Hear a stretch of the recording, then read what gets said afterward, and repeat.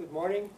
Good morning. Thank you very much for agreeing to participate in the Hearts of Freedom project. It's very much appreciated. My I'll pleasure. begin by asking you your name, please. My name is Scott Mullin. Thank you. And my first question has to do with, would you have any memories of the Southeast Asian crisis at the time? It's 40 years ago now. But what do you remember about what the media was saying about it? What were your impressions of what was going on at that time? So I joined the Foreign Service quite young, so I was interested in public affairs and current events at the time. So I started off when I was barely 21 in the Foreign Service. So my memories of things related to the Vietnam War and to Laos and Cambodia were, sort of going back in time before that, related mostly to the turmoil in the United States. I remember watching Walter Cronkite and report on things, and of course the famous evacuation of the U.S. Embassy in Saigon. Those famous images that we all, well, those of us that are my age and your age remember. That was, I was aware of conflict. I was aware, obviously, of turmoil, American foreign policy happening.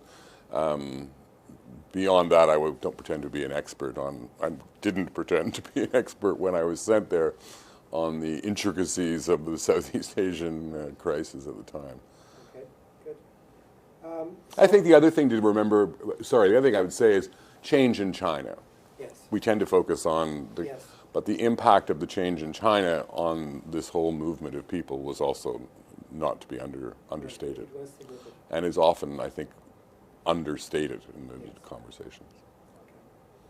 So I'll move on to your career with Employment and Immigration Canada. So could you give us a brief overview of your career with that department? So I started, I wrote the Foreign Service exams and, got hired, much to my surprise, because, 4,500 people wrote the exam that year, and I think there were 40 of us that got hired in total, between the three departments, of course, at the time.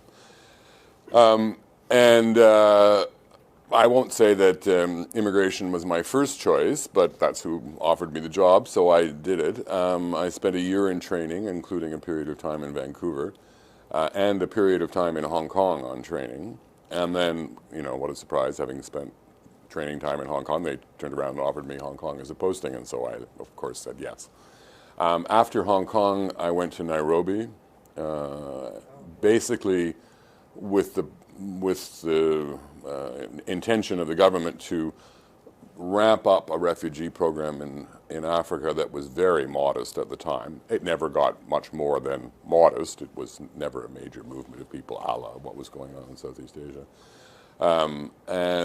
From there, I then sort of left immigration in a sense because I got sent as an immigration officer, but sort of as the only other officer in the Canadian Embassy in Beirut. We closed the embassy in Beirut and went to Damascus, then Amman, then back to Damascus. And then when I came back was the time of integration in the Foreign Service.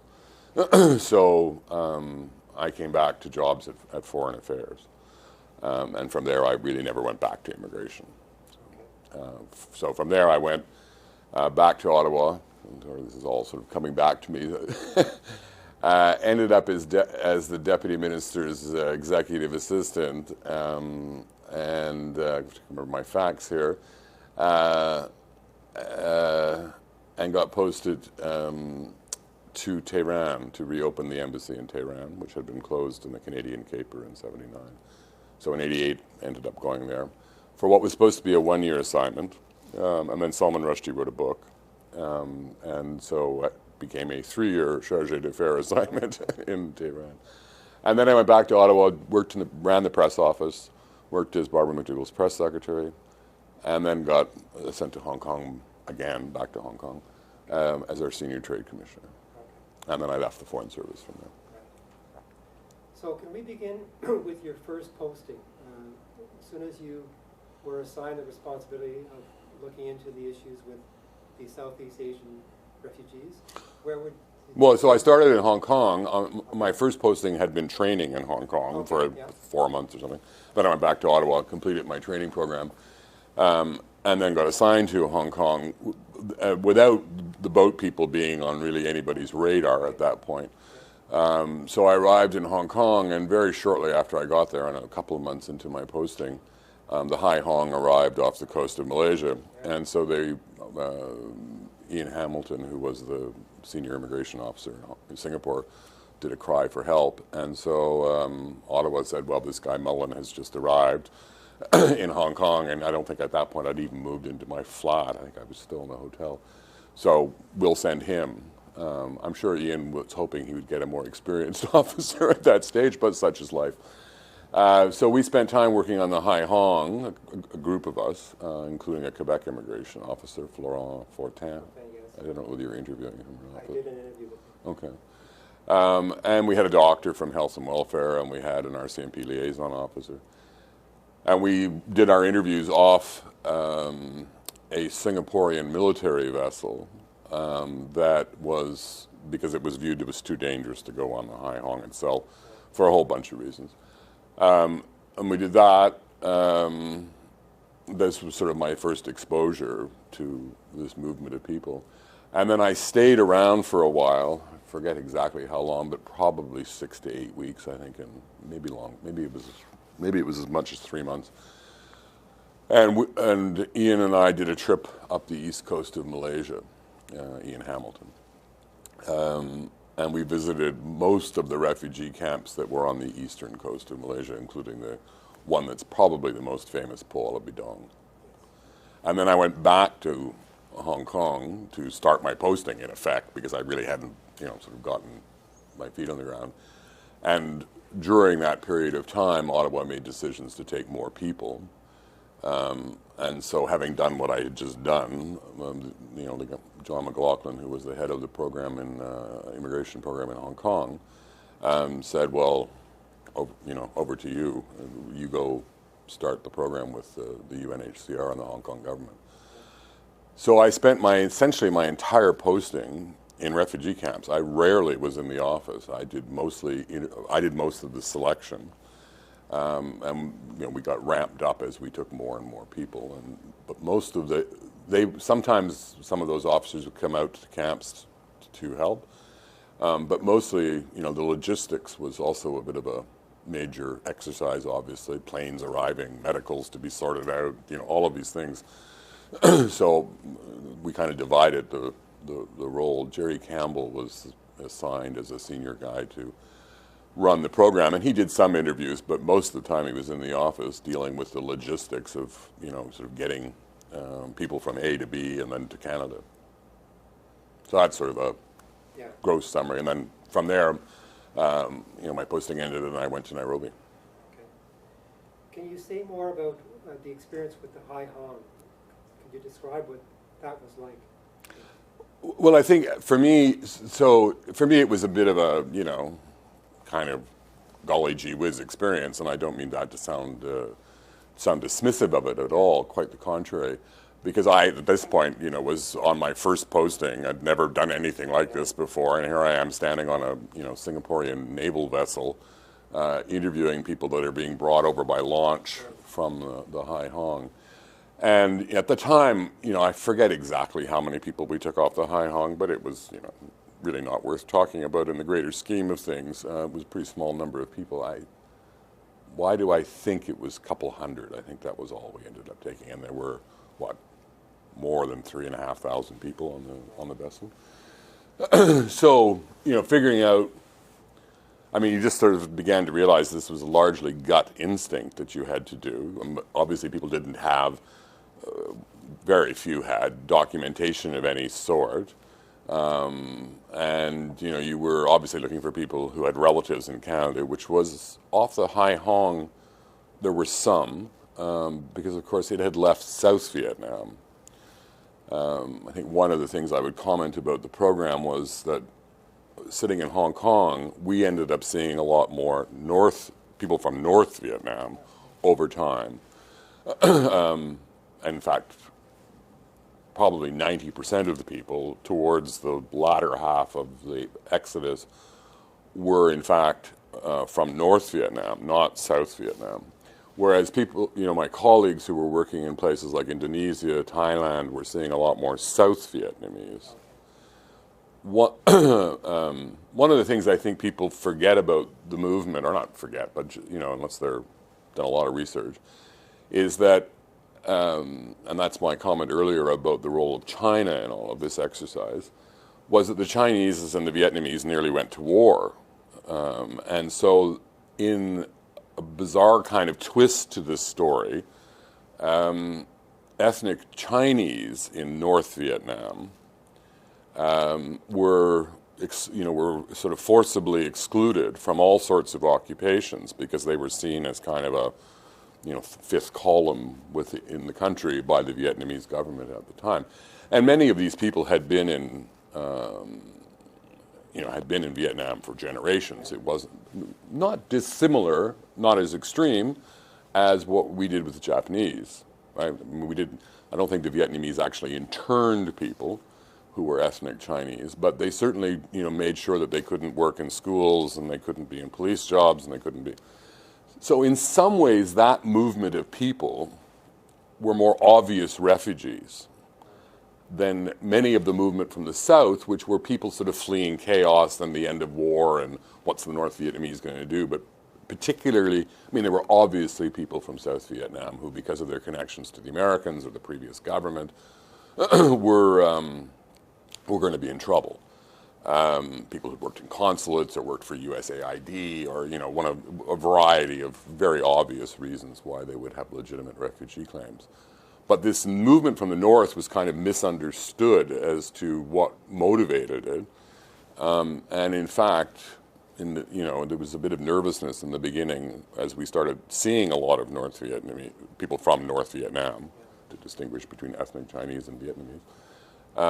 That many of those people were, in fact, had just as legitimate a claim as someone who had worked for the U.S. government, for example, or USAID or the military or whatever it happened to be in the South. So, we did find people with, and of course the movement of people to Canada, the ethnic community in Canada of Vietnamese or Chinese of Vietnamese origin, Chinese who were from Vietnam, mostly had come from the South. There were very few Northerners in Canada. In fact, for a while, I don't think I encountered anybody who had a relative in Canada. Many of them had relatives in China, of course, right, because they border. So this movement of people, has sub-movements within it as well. It's not just the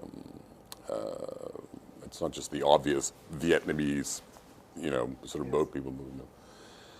So after we did the Hai Hong, we went up the coast, and of course the Malays were, who have their own challenges around their Chinese population, were terrified of this, what they virtually saw as an invasion, and so kept people in many cases offshore, as they had done with the Hai Hong, or put them on islands, as they did in Puala Bidong. And there was a real genuine sort of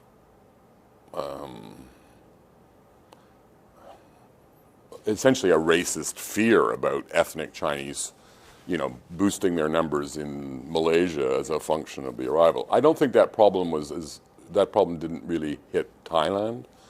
And I never did anything in Thailand, so I don't really know what happened there.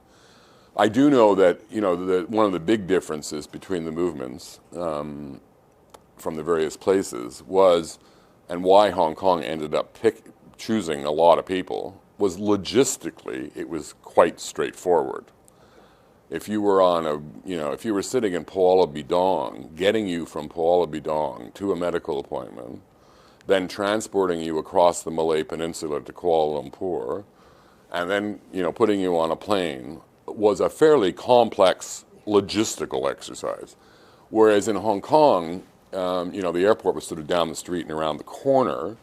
The Hong Kong government was very organized, as they are wont to be, and even perhaps today we might think differently, but certainly I would say they were very organized. They too were worried about an onslaught of people, because the number of people in Hong Kong is a huge issue. But logistically, getting people to medical appointments and getting people to the airport and doing all that kind of stuff was a piece of cake compared to what my colleagues in Malaysia, Thailand, Indonesia had to deal with. And our immigration officers for that program were based in Singapore and Bangkok. So they weren't, I got in the car every morning and drove to the refugee camp and came home at night and, had dinner and went out with my friends. They didn't have that kind of ease of access, obviously, because these camps weren't next door to Bangkok and they weren't next door to Singapore. So, I think one of the reasons why the numbers are so, they skew Hong Kong in terms of the number of people we took was, without being sort of silly about it, it was fairly easy for us to move people. I can remember, so when the government sort of started to increase numbers and sort of the media, decided this was a story that needed to be explored, the media descended on Hong Kong, again, because it was sort of easy to do it. They could do, a refugee camp visit and, have a meeting with the Hong Kong Immigration Department or the governor or whoever else they were going to interview as part of the story, and go see their colleagues at the Foreign Correspondents Club and have a drink and get in their hotel. It was not a safari as it was in other places. And I had this joke almost where I would take most of these journalists out because I did most of the work in the camps. I would say, if you could put your camera this way and slightly to the right, you'll get the skyline of Hong Kong, and the glitz of the skyline of Hong Kong, and then a refugee camp with kids and barbed wire in front of it, if that's the shot you're looking for. So, we were kind of, we were a fairly easy place to reveal what was going on and to move people around. Right. Good. You also talked about visiting the different refugee camps around in the Malaysian area. Could you talk about that, please? What that experience was like? Well, these were very new facilities is being generous. They weren't really facilities. They were essentially islands, most of them, not all of them, but most of them. Or they were beaches on the shoreline that people had landed on, and the Malaysian security folks had thrown up a barbed wire fence around it and, put a couple of porta potties and said it's a refugee camp. Right. They were very basic. Okay. Very basic in those days because it was very early days in the movement. And Puala Bidong was particularly grim because you had to basically hire a fishing boat. There was sort of, I don't remember how many, but they were, 2 or 3 Red Cross and UN people trying to get food and organized, and it was very basic. It was very, very basic. This sort of thing that, to be fair to the UN and to be fair to the Malays in some ways, this was unexpected. It wasn't like they had quite, they'd been planning for this. So facilities were, I remember one night we were there and we stayed overnight and we slept on the table we interviewed on. Right? Because there was nowhere to stay, there was nowhere to, it was going to take too much time to go back to the mainland. And so, very rudimentary. Early days. Yeah. I suspect that's not a unique story. I think, we're probably better organized, now around the world for these kinds of movements. But in the initial wave of people, I don't think that was a big surprise. Could you talk about your relationships or possible partnerships with I'm assuming you would have worked with immigration officials of other countries, the UNHCR. I don't know if there were other types of partnerships that you would have had at that time. Could Yep. you talk about that, please? So each location was a bit different. In the case of Hong Kong, the Hong Kong government, sort of Chinese entrepreneurial spirit meets British officialdom, and that's why they queue up in Hong Kong. So and it was under the British, still under the British governor at the time. So the camps in Hong Kong were very well organized. They had physical facilities that they had opened up to make them, and they put up Quonset huts, and they did all of that kind of stuff quite quickly. And the UNHCR had been given access, so people were registered, and there was a file card on everybody, and it was, so they would do, the UNHCR would do pre-screening based on our criteria, which sort of evolved over time, our criteria. And whereas in Macau, for example, which I also went to quite often, it was basically Catholic Relief Services who ran. I mean, I don't think I ever met a Macau government official as part of what I did.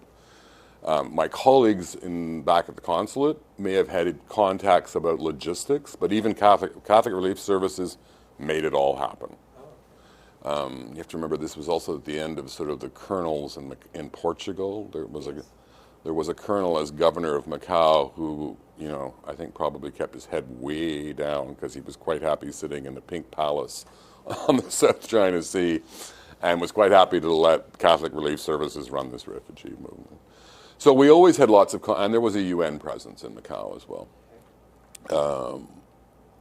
A guy who became a good friend of mine and tragically died about 15 years ago. We had some dealings with our colleagues from other consulates, but not as much as you might think. Okay. Sometimes we'd refer cases because we discover something or they would discover something. But usually that was done through the UNHCR rather than directly. We had some interaction. The Americans had very strict rules. If it's Tuesday and it's raining and you went to that university and you speak English and you have a brother in Oklahoma, I exaggerate to make the point. Right. But they didn't have much sort of leeway to make sort of what I might call common sense decisions about people. The Aussies were not really in the game until later. The French were there sometimes. There weren't a lot of countries taking a lot of people. And in some cases, some of the Western European countries that took people did basically let the UNHCR decide. So they would agree to take, single mothers, or they would have some criteria like that, and the UNHCR would be the ones that made those referrals. So we had a lot to do with the UNHCR. We had a lot to do with Catholic Relief Services in Macau. We had a lot to do with the Hong Kong Immigration Department in Hong Kong because they managed the logistics. So when we had a plane, it was Hong Kong immigration trucks that picked people up and took them to the airport and reconfirmed identities based on the identities that they had. They had really documented people, so people had ID cards and all that kind of stuff. So it was fairly straightforward to do that. So that was, it was not as collegial an immigration sort of gaggle of like-minded folks that people might think it was, or certainly that was my experience. Again, each of these places was quite unique. So my colleagues in Thailand may have had a different experience, but if you're asking me about my experience, that was it. Could you describe a day in the life when you first arrive, and I'm assuming you arrive in the morning in a refugee camp? What activities would you have participated in? How would you have gone about with your day? So we divided our immigration sort of the process into two kinds of days. One was a pre-screening day, and one was a sort of deep dive on cases. So pre-screening days were often I would get referrals from the UN on arrival. I mean, this is pre-internet and all that stuff, and pre-email, and so I often didn't even go to the consulate. Sometimes I did. To pick somebody up, one of the local staff to help me with documentation and language, because we didn't have a Vietnamese speaker on staff, but most of the people, as I said earlier, were ethnic Chinese, and they all speak Cantonese. I learned a lot of Cantonese as a function of a job.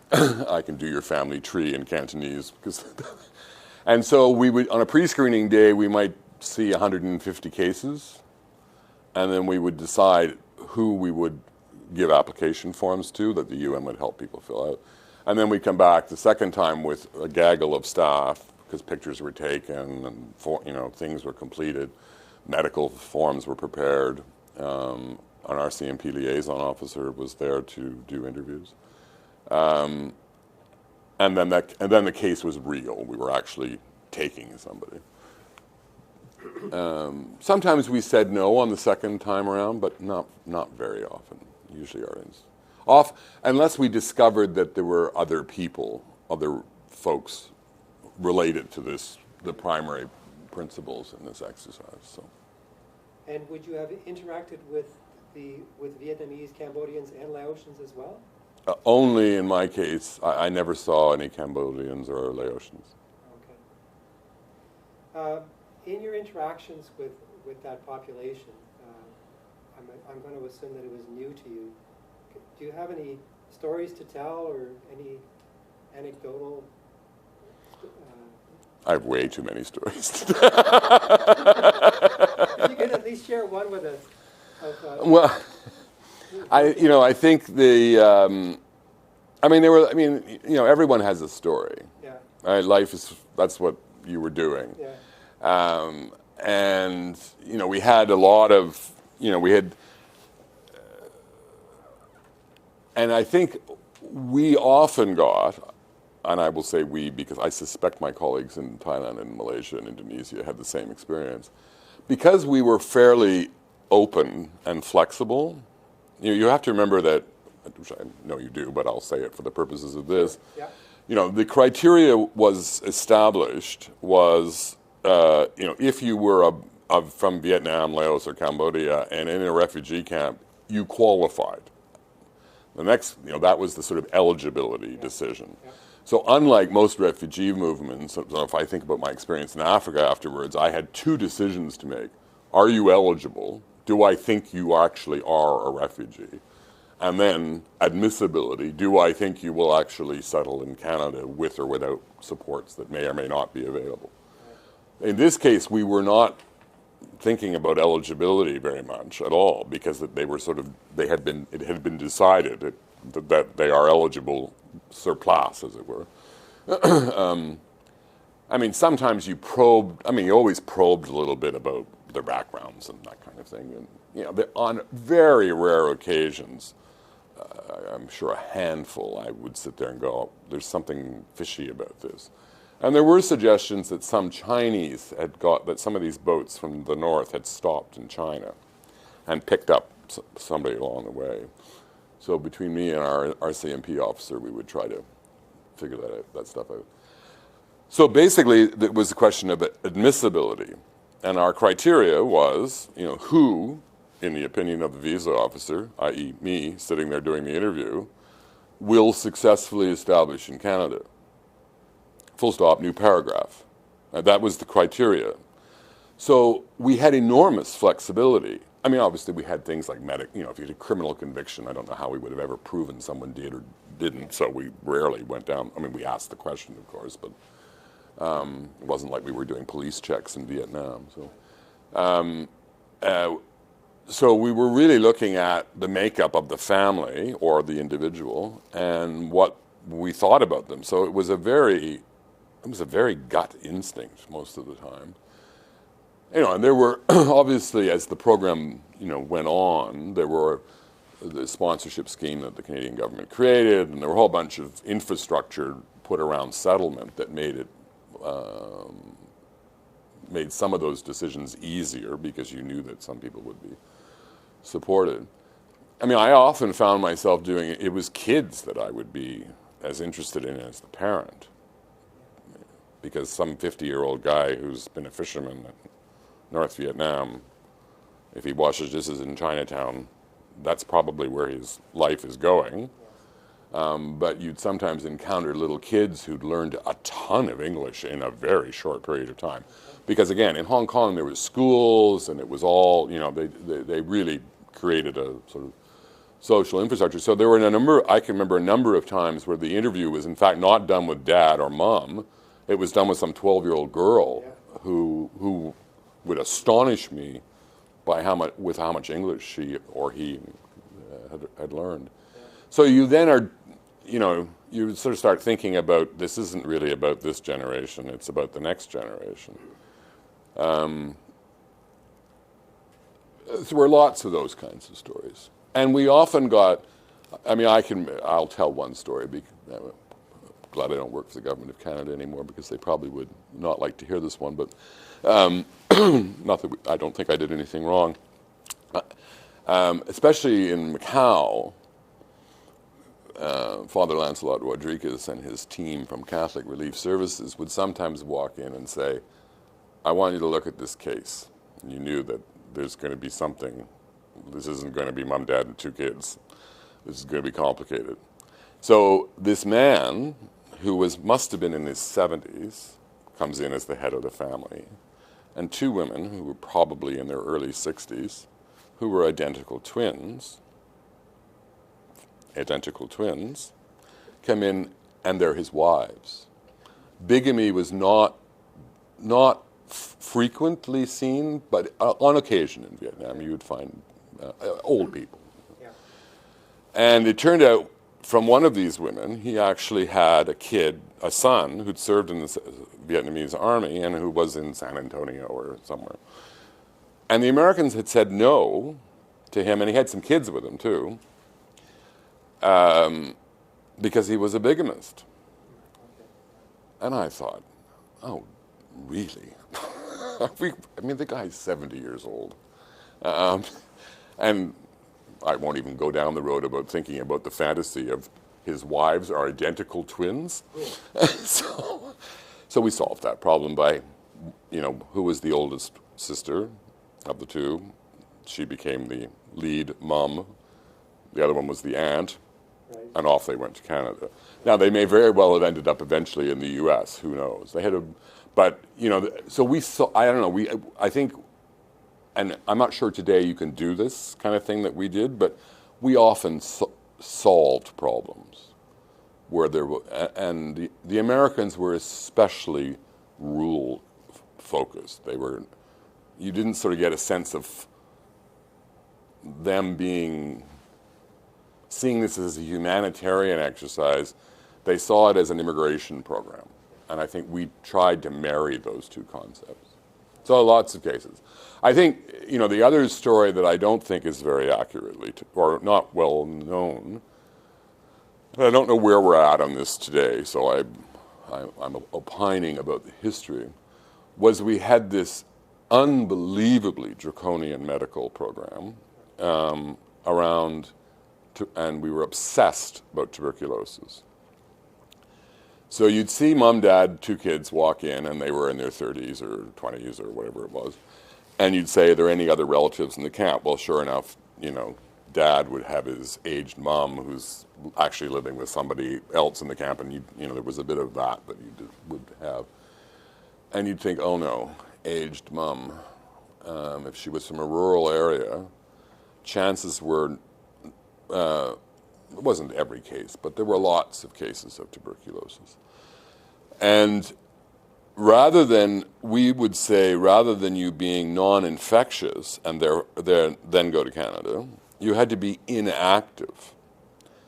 Well, inactive meant, in some cases, a 6-month wait. And needless to say, people were sitting in, not exactly the most hygienic spaces, and this would be a problem that was I was probably lucky compared to my colleagues in Thailand and Indonesia and Malaysia, where these camps were much less hygienic and the like. So I am aware that there were old people who committed suicide because we kept saying 6 more months and 6 more months and 6 more months. It was called the M4 medical report. Tuberculosis, reassess in 6 months. Well, 6 months in a refugee camp to wait for Granny to become inactive was, it infuriated me, but we couldn't get anywhere. And I think there was a real lack of leadership, frankly, in Health Canada with the provinces, because it was the provinces who were sort of most obsessed about this. But I don't think it was well understood, and I don't think any other country had the same kind of rule about inactive tuberculosis. You had to get to a non-infectious point, which was not that difficult to do. So that's one of the downsides of the program. I mean, we had, you know, we had literally hundreds of people on medical hold, hundreds, maybe even more than hundreds. You know, I remember one of my best interpreters, we had accepted him, and he became an interpreter for me in Vietnamese. And, you know, I remember looking at his report at the office and going, oh, no. You know, he had tuberculosis. It was inactive. Or, sorry, it was non-contagious, but it wasn't inactive. So, you know, he ended up hanging around, and I think it took 2 6-month waits for him to reach a point where he could go to Canada. So. Your major responsibility was the selection of refugees. Did you ever speak with your colleagues that were responsible for the settlement of the refugees in Canada? Did you ever hear stories or? Oh, of course. But, you know, you have to remember in the beginning of this movement, there wasn't, I mean, there was a settlement division at immigration, but there wasn't nearly the sponsorship programs and all of this kind of thing, right? It was, I mean, literally, we would decide where people went. And we had a joke amongst those of us that did the selection that if we found good cooks from good restaurants and well-known places in the 3 countries, we sent them to Ottawa because we figured we'd all be going back to Ottawa at some point. But we literally, so Ottawa actually has some very good Chinese and Vietnamese restaurants these days. It didn't at the time. So we made decisions about where people went, and you'd sort of, in the initial go-around. And that was untenable, frankly. I mean, we were, you know, one day we'd pick on Lethbridge, and, you know, suddenly 100 people were going to Lethbridge with sort of no thought as to what was the capacity at the other end. So then things started to change. We would send manifests in advance of flights and describe the case, and then they would make decisions at the 2 resettlement centers in Montreal and Greece, back outside of Edmonton. I think we knew, you know, we had contact, we knew, yes, there were conversations. Probably not as many as there should have been, perhaps, because we might have had a better, we might have been able to fine-tune a little bit of what we were doing in some fashion. One of the challenges with the medical program was that, you know, you'd look at an old person as part of a family group and think, oh, well, here's another one I'm putting on hold, even before the medical was done. Not always, obviously, but it would happen frequently enough that that became a concern. There were a lot of single young men, especially. Well, you knew that they would pass the medical, and you had planes to fill, and Ottawa didn't want empty planes.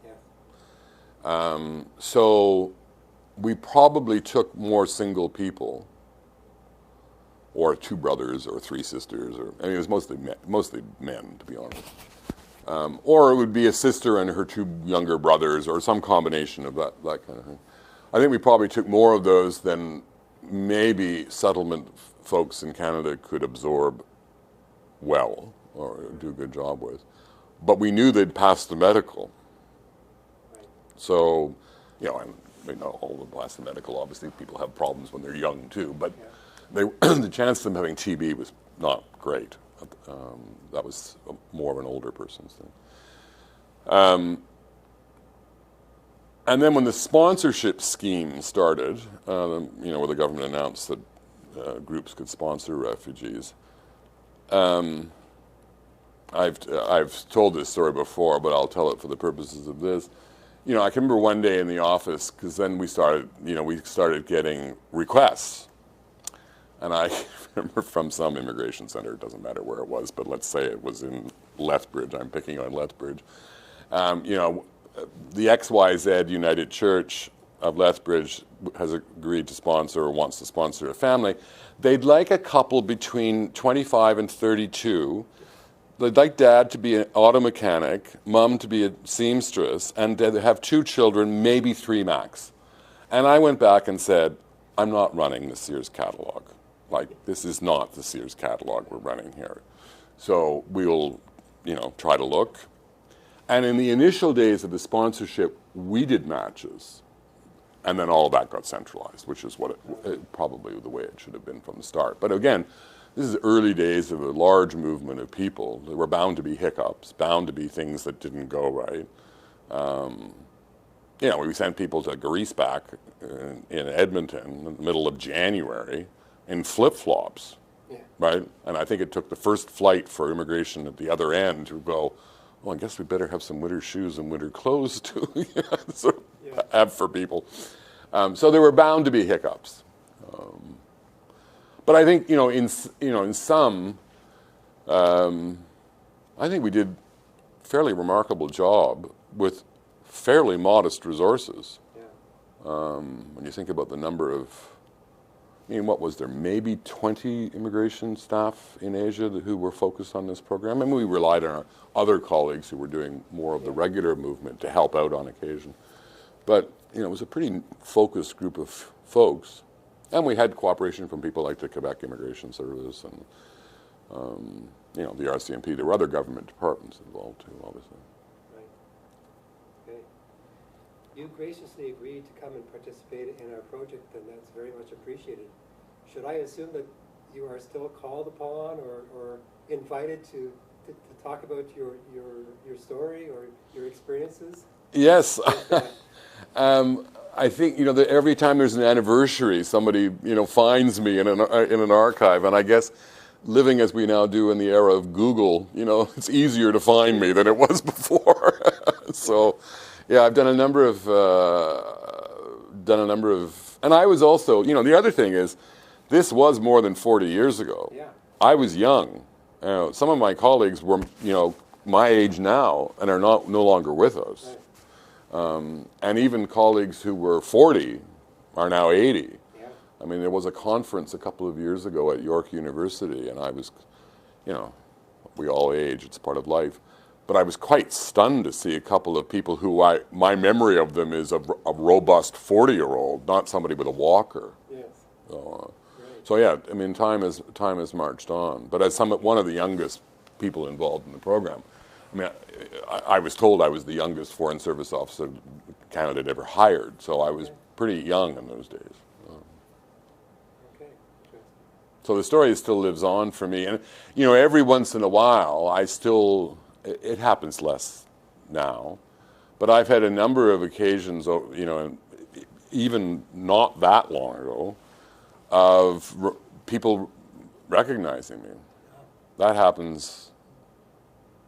I bet it happens at least 2 or 3 times a year. And now, of course, I look exactly the same then as I do now. So, but I've had I will tell one story because before my retirement, I worked at TD Bank, and I was the vice president of corporate citizenship, which meant I, amongst other things, gave away money for good causes in Canada, which made me a very popular person. Nothing to do with my personality, but everything to do with the TD checkbook that I had some control over. And so it was the bank's 150th anniversary, and one of the things that I organized was TD has an extraordinary Inuit art collection, probably the best in the world. And it was created when the TD Centre was constructed and was Canada's centennial, and everyone had a centennial project, right? Everybody. Yeah. That's why there's centennial schools and centennial libraries and centennial parkways and all of these things that flow from that day. So I thought, well, let's partner with the National Gallery and tour this collection across Canada, and it'll give our local people opportunities to host events and VIP events and all that kind of stuff. So everyone thought that was a great idea, so it happened. I'm originally from Halifax. I was born in Halifax, grew up in Montreal, but I was born in Halifax. And it appeared in 6 galleries in Canada and 2 in the U.S., this show. So it was at the Art Gallery of Nova Scotia, and I thought there was an opening, and I thought, well, I'm going to go to that opening because it gives me a good excuse to go down to see some people in Nova Scotia. So there was an event. The local bankers had created a guest list of 50 people or 100 people or whatever it was to come and see the opening of this show, and sort of best clients kind of stuff. So I walk in and I'm wearing my TD badge that gives my name that we have for those sorts of things, And I see this guy looking at me, who's clearly Chinese or Vietnamese or, you know, sort of Southeast Asian sort of look. And he's looking at me like staring through me. So I wandered over to him and I said, "Hi, my name is Scott Mullin. You know, glad to see you tonight, and delighted that you're a TD customer, of course." And you know, and he looked at me and said, "Are you the Scott Mullin who was in Hong Kong?" And I said, "Yes, in fact, I was, or I am. I'm still existed." And he said, he looked at me and burst into tears. And his relationship manager from the bank, he was a commercial bank client, so he had a business account with the bank, looked at me with that kind of, I invited this client for, you know, to show our appreciation for those. And now you've got him, you know, bawling like a baby. And it turned out I had accepted him and his 3 sons to go, and they had ended up in Halifax. And he now employed 20 people in some software company, and one of his sons was at Harvard, and one of his sons was at McGill, and so we had quite a good catch-up. But that's not the only time. But that was perhaps the most extreme time. I had to run around reassuring my fellow colleagues at the bank in Nova Scotia that no, I was not going out there and insulting their clients or causing this. But so that happens. Finally, do you have any final thoughts that you'd like to share? One of the priorities of the project, of course, is to document this information and present it to the new generations, of course, to educate them about this, and to relate this to any Canadian who is interested in what happened at that time. Right. So do you have any thoughts you'd like to share? Well, you know, this is nothing particularly new. I've said this before in a couple of other media interviews. And I was asked when the Syrian program was announced for comment, because I worked for Barbara McDougall as your press secretary, I still have lots of contacts in the media. And several of them knew or in fact interviewed me 40 years ago for this program.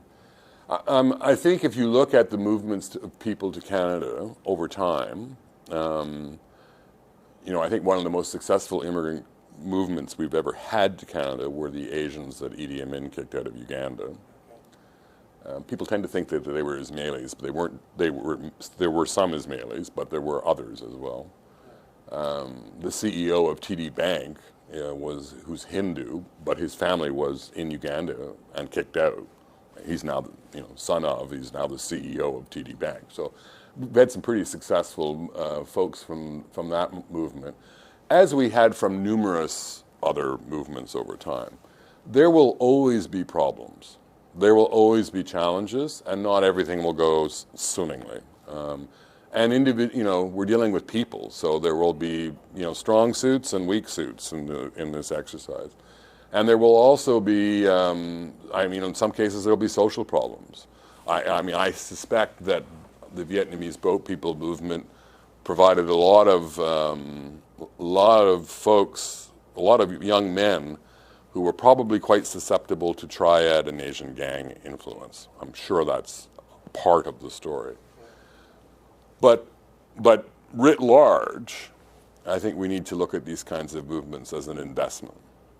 A long-term investment, but all countries need to make long-term investments. And I certainly am very proud of what my role in the exercise. I'm very proud of being part of a broader role that accomplished this.